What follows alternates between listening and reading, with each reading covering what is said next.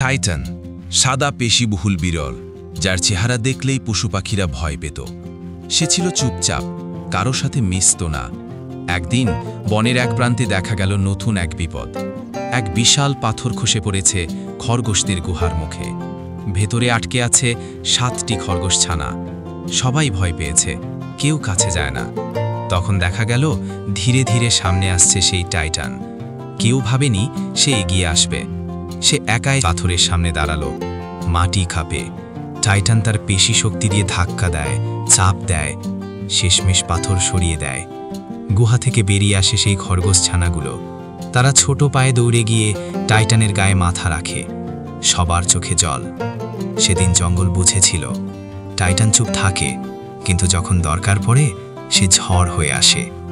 এই সাহসী টাইটান নিজের প্রাণ দিয়ে বাঁচালো সবাইকে।